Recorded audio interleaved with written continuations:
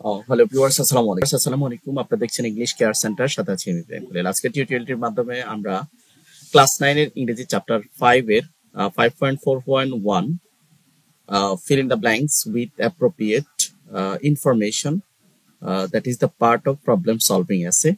Let's jump to the content. প্রথমে আমরা ইনস্ট্রাকশনটা দেখে নেই। এখানে বলছে যে read the given part of the problem solution essay. এখানে বিভিন্ন পার্ট দেয়া আছে, যেমন স্টেপ 1 এ আপনারা ইন্ট্রোডাকশন দেখতে পাচ্ছেন। এভাবে বডি প্যারাগ্রাফ দেয়া আছে, তারপর বডি প্যারাগ্রাফ 2 দেয়া আছে, তারপর কনক্লুশন আছে। Write the blank part of the essay and make it complete essay. মানে যেই গ্যাপগুলো দেয়া আছে, যেমন এখানে বলছে যে it's your turn to right one কি cause related problem.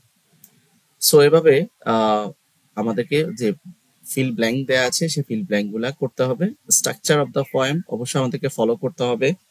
Problem solving এসে লেখার স্ট্রাকচার যদিও এর আগে আমরা জেনেছি যে কিভাবে প্রবলেম সলভিং এসে লিখতে হয়। And note given in the activity 5.3.1, যেটা ইতিমধ্যে আমরা জেনেছি 5.3.1 এ।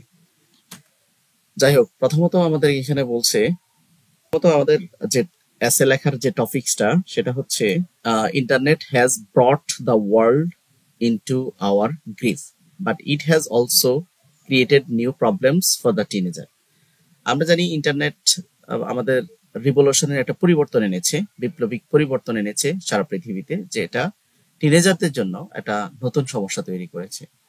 এখানে দুইটা প্রশ্ন আছে। What are the most serious problem associated with the internet? Internet ঘিরে যে সমস্যাগুলো আছে সেগুলো কি? And what solution can you suggest? সম্ভাব্য কি সমাধান হতে পারে সেগুলা। তো প্রথমত এসে লেখার জন্য আমরা তিনটা পার্টে লিখতে হবে। প্রথমত ইন্ট্রোডাকশন, স্টেপ 1 এ আমাদেরকে ইন্ট্রোডাকশনের যে পার্টটা দেয়া আছে, এখানে বলছে যে প্যারাফ্রেজ গিভেন প্রবলেম। তো এখানে এভাবে শুরু হয়েছে, দ্য এনার্মাস মানে বিশাল, ইউজ অফ দ্য ইন্টারনেটের অনেক বেশি ব্যবহার, ওভার দ্য লাস্ট ডিকেড বিগত দশকে, has lead a revolutionary change to the way, আমাদের জীবনধারায় পরিবর্তন এনেছে। উই শেয়ার ইনফরমেশন, আমরা তথ্য শেয়ার করে করে আমাদের জীবনে বিশাল ধরনের পরিবর্তন এনেছে। দো the internet contribute a lot to being connected, it has created problem especially for the teenager and that didn't exist before. তো এই টিনেজারদের যে সমস্যা সেটা এক সময় ছিল না, কিন্তু ইন্টারনেটের কন্ট্রিবিউশন আমাদেরকে যেভাবে কানেক্ট করেছে এবং টিনেজারদেরকে নতুন করে প্রবলেমে ফেলে দিয়েছে। তো এখানে বলছে যে now it's your turn to right one কি কজ। এখানে ইন্ট্রোডাকশনের মধ্যে আমাদের একটা কজ লিখতে হবে, একটা কারণ লিখতে হবে, এবং কি লিখতে হবে, একটা রিলেটেড সলিউশন লিখতে হবে। তো এখানে বলছে ইউর অ্যান্সার, তোমার সম্ভাব্য অ্যান্সারটা এখানে লেখো। তো আমার অ্যান্সার এরকম হতে পারে, the most serious problem for the টিনেজারদের সবচেয়ে সিরিয়াস প্রবলেম হচ্ছে overwhelming access to the website. তারা বিভিন্ন আবেগ আপ্লুত হয়ে তারা বিভিন্ন ওয়েবসাইটে ঢুকছে, and those are inappropriate for them, যদি এগুলো তাদের জন্য সঠিক নয়, যথার্থ নয়। And is the biggest issue, যেটা সবচেয়ে চিন্তার কারণ হয়ে দাঁড়িয়েছে, দে ফেস, যেটা তারা সম্মুখীন করে, when it comes to internet, যখন তারা ইন্টারনেটে আসে। And one possible solution may be setting clear boundaries, একটা নির্ধারিত বাউন্ডারি সেট করে দিতে হবে যাতে মিনিমাইজ করা যায় টিনেজারদের অনলাইন এডিকশনটা। যাই হোক, এরপরে দ্বিতীয় যে স্টেপটা আছে, স্টেপ 2 প্রবলেম সলভিং এসের স্টেপ 2 তে রয়েছে মেইন বডি প্যারাগ্রাফ। তো মেইন বডি প্যারাগ্রাফ 1 এ থাকবে কি, কারণ থাকবে। তো এখানে বলছে যে you can use different paragraph for different causes. তো এখানে বিভিন্ন প্যারা তোমরা ইনক্লুড করতে পারো। তো এখানে তো টপিক সেন্টেন্স আমরা অলরেডি জেনেছি যে one of the causes of the internet is easy to accessibility, মানে ইন্টারনেট এর অন্যতম একটা কারণ, এই বিভিন্ন ধরনের সমস্যাগুলো ফেস করে অন্যতম কারণ হচ্ছে এটা খুব সহজেই অ্যাক্সেস করা যায়, ব্যবহার করা যায়। অল, সবাই, সকল site, even though some are not suitable for them, এবং তাদের জন্য যেই সাইটগুলো সুইটেবল না সেগুলো ব্যবহার করা যায়। নাও এখানে বলছে যে এক্সপ্লেইন, টার্ন টু এক্সপ্লেইন, ব্যাখ্যা করো, কজ কারণ, এন্ড গিভ অ্যান এক্সাম্পল, একটা উদাহরণ দাও। তো তোমার উত্তরটা এরকম হবে, মাই কজেস, আমার কারণ। তো আমার কারণের মধ্যে এভাবে লেখা হয়েছে, the teenagers can easily access variety of website. টিনেজাররা খুব সহসায় বিভিন্ন ধরনের ওয়েবসাইট ব্যবহার করতে পারে, অ্যাক্সেস করতে পারে, which are harmful for them, যেগুলো তাদের জন্য ক্ষতিকর। ইজ আ চ্যালেঞ্জিং টাইম, কি বয়সন্ধিকালীন, অ্যাডোলেসেন্স মানে বয়সন্ধিকালীন সময়টা একটা চ্যালেঞ্জিং সময়। And site that are only appropriate for the adult, যে সাইটগুলো শুধু বয়স্কদের জন্য যথার্থ, shouldn't accessible to the teen বা টিনেজার, সেগুলা টিনেজারদের জন্য অ্যাক্সেসিবল হওয়া উচিত নয়। বাট এট প্রেজেন্ট, কিন্তু বর্তমানে, সাম ডেঞ্জারাস সাইট, কিছু সাইট আছে কন্টেইনিং ভায়োলেন্স, যেগুলা বিভিন্ন ধরনের ভায়োলেন্স ছড়ায়, এই ধরনের video, and so easy for them to visit, যেগুলা খুব সহসায় তারা অ্যাক্সেস করতে পারে বা দেখতে পারে। নো ডাউট, নিঃসন্দেহে, it is threat for our young generation, নিঃসন্দেহে এটা একটা আতঙ্ক আমাদের যুব সমাজের জন্য। পরবর্তী আরো কজ এখানে অ্যাড করা হয়েছে, another serious problems associated with the internet is that, অন্য একটা কারণ এখানে উল্লেখ করা হয়েছে যে তারা তাদের ভ্যালুয়েবল টাইমটা waste their valuable time with internet connected device, বিশেষ করে যেটার সাথে ইন্টারনেট কানেক্ট করা আছে এরকম ডিভাইস, স্মার্টফোন, ল্যাপটপ বা কম্পিউটার, যে কোনোটা, which ultimately leads to addiction, যেটা তাদেরকে একটা এডিকশনের দিকে, একটা ঝোঁকের দিকে ফেলে দিচ্ছে। তারা এডিক্টেড হয়ে যাচ্ছে, as like drug addicted. Teaching teaching teenagers about the details of internet is helpful, শিক্ষার্থীদেরকে ইন্টারনেটের বিভিন্ন বিস্তারিত ব্যাপার শেখানো, and most of the teenagers of our country are spending their valuable time, যেটা ইতিমধ্যে আমরা বলেছি, অনেকে সময় ব্যয় করে পাবজি খেলে, ফ্রি ফায়ার খেলে, তারপর ক্যান্ডি ক্রাশ গেম খেলে, বা অন্যান্য আরো বিভিন্ন সোশ্যাল মিডিয়াতে এঙ্গেজ থেকে, or visiting different harmful time consuming site, help of the internet, যেটা ইন্টারনেটের সাহায্যে তারা কি করছে, এই ধরনের সোশ্যাল মিডিয়াতে তারা এঙ্গেজ হয়ে যাচ্ছে। ফর এক্সাম্পল, এটা উদাহরণ দিতে বলছে, তো উদাহরণস্বরূপ, many teenagers are use to watching videos, অনেক টিনেজাররা ভিডিও দেখে থ্রু ফেসবুকের মাধ্যমে, হোয়াটসঅ্যাপের মাধ্যমে, ইউটিউব বা টিকটকের মাধ্যমে। দাস দে আর কিলিং দেয়ার টাইম আননেসেসারিলি, অপ্রয়োজনীয়ভাবে তারা তাদের ঘন্টা, আওয়ার, ওয়ার্কিং আওয়ার কমাচ্ছে বা তারা নষ্ট করছে, গুরুত্বপূর্ণ সময় নষ্ট করছে।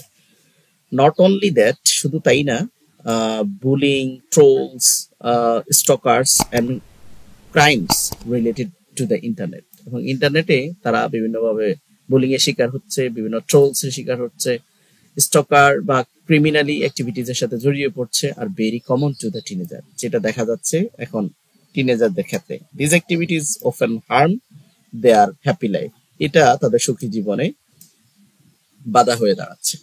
তো এই হচ্ছে সম্ভাব্য কারণ। তারপরে বডি প্যারাগ্রাফ 3 তে কি করতে হবে, মানে মেইন বডি প্যারাগ্রাফ 2, এখানে আমরা লিখতে হবে সলিউশন। এখানে বলছি you can write different paragraph, বিভিন্ন প্যারাগ্রাফ তুমি ব্যবহার করতে পারো। তো এখানে বলছে যে it is high time the government ensured adequate legislations and control face to prevent young people for accessing dangerous site. সরকার বিভিন্ন ধরনের পদক্ষেপ নিচ্ছে এই ধরনের ডেঞ্জারাস সাইটগুলা বন্ধ করার জন্য, such as requiring more than simply confirming that she is an adult to view the site. অনেক সাইটে ঢোকার ক্ষেত্রে সে অ্যাডাল্ট কিনা বা শিশু কিনা, শিশুদের জন্য, অ্যাডাল্টদের জন্য আলাদা সাইট রয়েছে। তো এখানে বলছে এখন তোমাকে এক্সপ্লেন করতে হবে সলিউশন, এবং সেই রিলেটেড তোমাকে কি দিতে হবে, এক্সাম্পল দিতে হবে। তো অ্যান্সারটা এরকম হবে, মাই সলিউশন, এখানে student life is the seed time of life for the টিনেজারদের জন্য, বিশেষ করে স্টুডেন্ট লাইফটা খুবই একটা সিড টাইম, একটা গুরুত্বপূর্ণ সময়। They ought not engage themselves social site, তার এমন কোনো সোশ্যাল সাইটে নিজেকে এঙ্গেজ করা উচিত নয়, which like watching videos, playing games etcetera, game খেলে বা ভিডিও দেখে টাইম নষ্ট করা উচিত না। The parents have to be more alert towards the activities, বাচ্চাদের অ্যাক্টিভিটিসটা গার্ডিয়ান অবশ্যই ফলো করবে, অবশ্যই মনিটরিং করবে, সে ব্যাপারে অ্যালার্ট থাকবে। দ্য চিলড্রেন্স আর ডুইং, তার বাচ্চারা যা করছে। ফর এক্সাম্পল, উদাহরণস্বরূপ, the teenagers who do not waste their time, যারা অপ্রয়োজনীয় সময় ব্যয় করে না, যে টিনেজাররা, can keep their mind active, তারা তাদেরকে খুব অ্যাক্টিভ দেখা গিয়েছে, বিভিন্ন অবজারভেশনে তাদেরকে অ্যাক্টিভ দেখা গিয়েছে। অ্যান্ড অবজার্ভ এনিথিং প্রপারলি, তারা কোনো কিছু খুব তীক্ষ্ণভাবে করতে পারে। And lead tension free life, তারা টেনশন ফ্রি লাইফ লিড করতে পারে। Those teenagers can be perform, এবং তারা পরীক্ষায়ও ভালো করছে। আর অন্যান্য সলিউশনের মধ্যে আরো কিছু সলিউশন আছে। Another factual solution is to be is not to bully, troll or make misuse of any image on information. কোনো তথ্য, কোনো ছবি বা কোনো স্থির চিত্র বুলিং এর শিকার যাতে না করা হয়। উদাহরণস্বরূপ এখানে বলা হচ্ছে যে ইউজিং সোশ্যাল চ্যাটিং অ্যাপস, বিভিন্ন সোশ্যাল চ্যাটিং অ্যাপস গুলো যখন তারা ব্যবহার করছে, ইন্টারনেট সার্ফিং, যখন বিভিন্ন ধরনের ইন্টারনেট সার্ফিং এর সম্মুখীন হচ্ছে, they shouldn't make fun of other words, তারা নিচ্ছে অন্যদের ক্ষেত্রে এগুলোর ক্ষেত্রে কোনো ফান করবে না, মেসেজ দিবে না, ইমেজ শেয়ার করবে না। And they should bear in mind, তারা যখন এই কাজগুলো করবে, বিশেষ করে কোনো ইনফরমেশন লিক করা বা কোনো ছবি প্রাইভেসি, সিক্রেট বা হিডেন পিকচার আপলোড করা, এগুলো সাইবার ক্রাইমস, সাইবার অপরাধ, and for which they can be arrested easily, যেগুলোর কারণে তারা সহসা অ্যারেস্ট হতে পারে। So the teenager should refrain from doing such hateful deeds. আর এই যে সাইবার বুলিং অ্যাক্টিভিটিস, এগুলা অ্যাকচুয়ালি মন্দ কাজ, ভালো কাজ নয়, এগুলা থেকে তাদেরকে বিরত থাকতে হবে। পরে যেটা বলছে যে ফাইনাল, আমরা জানি যে প্রবলেম সলভিং সলিউশনে ইন্ট্রোডাকশন, বডি প্যারাগ্রাফ 1 যেটা কারণ থাকবে, বডি প্যারাগ্রাফ 2 যেখানে সলিউশন থাকবে, ফাইনালি একটা কনক্লুশন থাকবে। এখানে বলছে now write down the conclusions of the essay. এই এসের শেষ কাজ আমরা করতে হবে। তো আমার জবাব এরকম হতে পারে, conclusion: at last it can be said that not only the authority but also the conscious parents should look after their children. শুধু কনসাস পিপল, পিতামাতা তাদের সন্তানকে লুক আফটার করতে পারবে, দেখাশোনা করবে, সো কেয়ারফুলি, অনেক যত্নর সাথে, sincerely. The teenagers can use internet as blessing, internet যাতে তারা আশীর্বাদ হিসেবে ব্যবহার করে, not a bane or not a curse, এটা অভিশাপ হিসেবে যাতে তারা এটা ব্যবহার করতে না পারে।